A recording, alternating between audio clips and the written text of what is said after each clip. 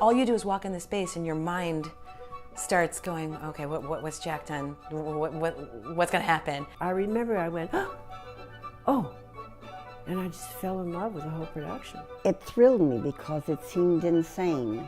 I was like dancing down the street when I left that play. I don't know anyone else who would have thought quite so far out of the box that he actually created a new box.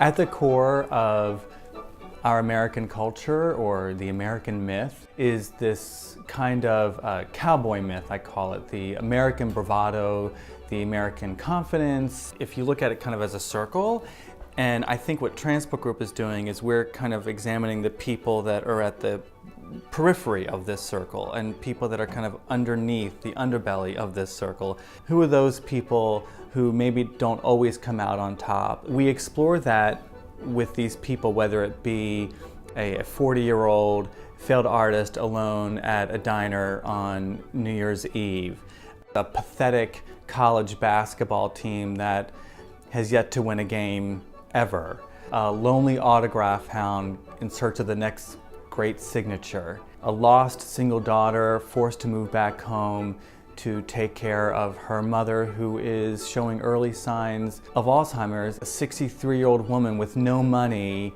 attempting to go over Niagara Falls in a barrel as a way to economically survive.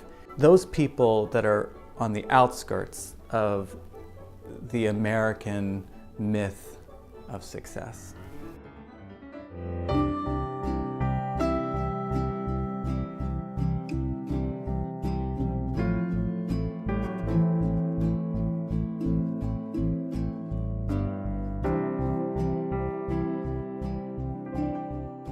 Almost Maine is about ordinary people dealing with the extraordinary.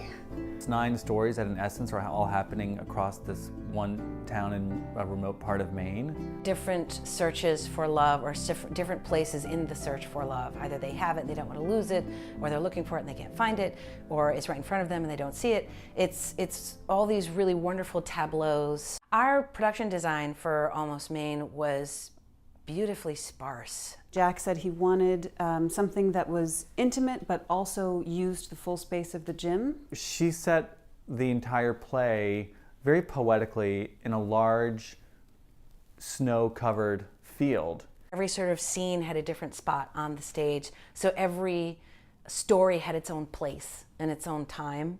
It looked almost like a Noguchi sculpture garden. It was simple, you know, it was like a Hopper painting in a way. There was distance between players if you needed it, and that was really important because Almost Maine is about space and people who are far away from each other trying to get close. One of the goals of our production of Almost Maine, in talking with John, was in some ways to rescue it from its high school reputation. When Jack said he wanted to do it, I was like, yes, I want to take this back from kids. We were the first production where we were all in our 40s. And as an actor, when you're talking about love and you're a woman or man or a woman in your 40s, the stakes, I think, become so incredibly high. You really got the kind of dark, lonely shadings of the heart and the longing that humans have in trying to connect with someone else.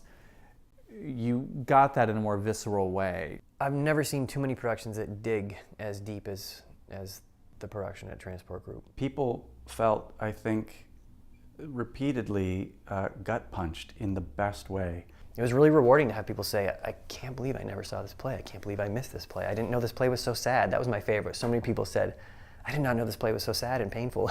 I still get stopped by people where they go, that production of Almost Maine touched me so deeply, and I was so surprised.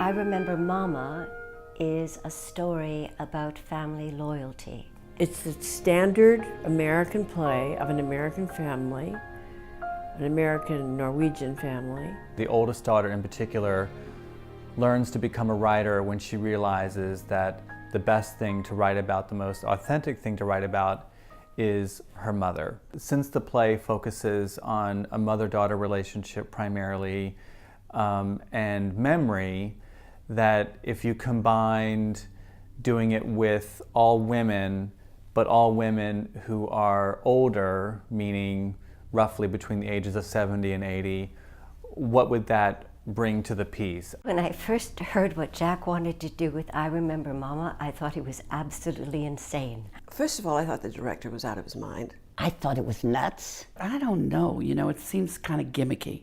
Okay, let's see how this goes. As it turned out, it was a brilliant idea. Who better to tell a story about, deep family memories and relationships than 10 women who've had nearly a lifetime's worth of experience in those topics. I think actually that was a big component as to why it worked. We didn't wear makeup. We wore just modern dress. We didn't try and do anything that said, we're in that period. We decided to use 10 6 or 8 seat sort of traditional American dining tables, representative of a million family dinners and a million holidays. There were pieces of the past on each table. The linens, the pictures, the nice china, the silver, the letters that were saved. Things from the past that resonated, certainly for the actors, and I think for the audience. The audience was all around us, within, less than 2 or 3 inches. By putting it in the round, we all felt that we were kind of around one big dining room table. Someone once described it to me as, my God, it's like they've put me on a movie set and I'm there for all the extreme close-ups. It's part of what made it electric, I think, There are many moments in the show that I will always remember. The daughter, Katrin, played by Barbara Barry, is attempting to remember her childhood. Seeing her kind of seamless shift from 82 years old all the way down to someone who is 14 years old, really within kind of a page and a half, was revelatory. As I saw it happening, it seemed to make perfect sense. My 5-year-old grandchild said, I want to meet Dagmar. She absolutely believed that this woman was his child. Having the older women tell the story gave the audience a chance to kind of dive in emotionally. They were reminded of tenderness, which I think is not very easily accessible in this culture. Once we had an audience, this extraordinary realization came upon all of us, all 10 of us. Whoa, they get it. Because of all of us playing all these people. They couldn't get over it. Well, I couldn't get over it either. It was just such a privilege to see that cast in action, all in one room. It was so inspiring, and it made me want to continue to work in theater. It enlarged me as an actor to do it. How about that?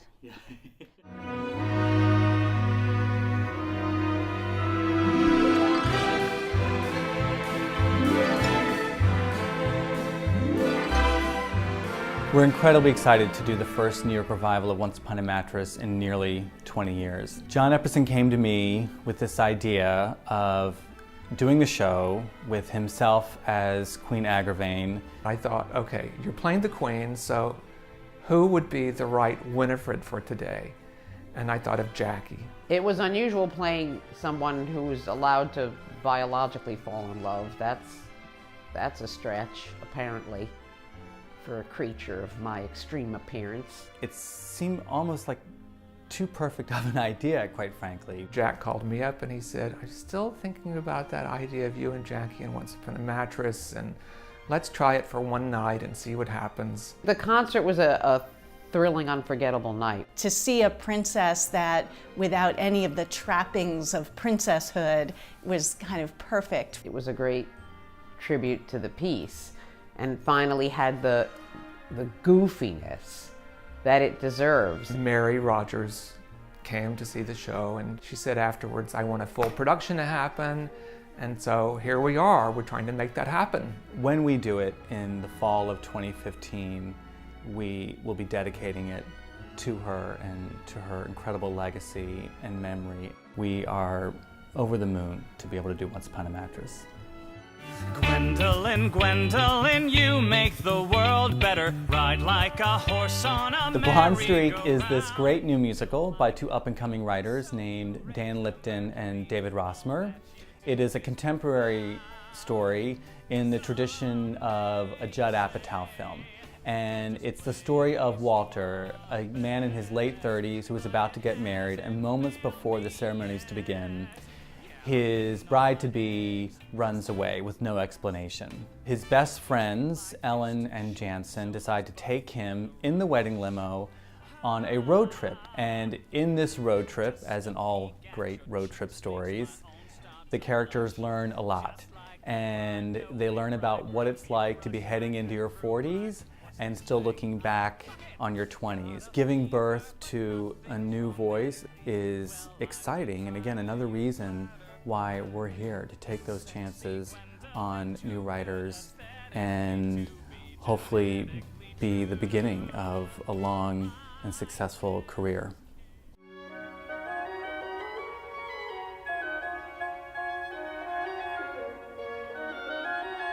The 20th Century Project is a decade-long initiative that is going to explore every decade of the 20th century through 10 different productions. It's our way of basically excavating who we are right now as Americans and how we got here. We're very excited because in 2015, we're going to be handing out 3 more commissions for 2 plays and 1 musical. We feel a real responsibility to not only take from the canon in the form of these incredible revivals we've had the privilege to do, but also to add back to the canon in the form of new works by new and exciting writers. Part of what defines Transport Group is that we have 1 foot in the past with our revivals and 1 foot in the future with these commissions. And so what the 20th Century Project allows us to do is to form a bridge between the two. Hopefully in the process we get to transform history into art. It did what good theater does. It makes you think about the world in a completely different way. Each time for every production, there's this moment of, oh, wow, that's not what I expected to see. I couldn't explain why it was magical, which made it even more magical. This is the kind of work actors want to do. The opportunity to work on pieces you would in no other situation be allowed to work on. A life-changing experience, really. It broke rules. And the greatest theater I've ever done has broken rules. It's important theater.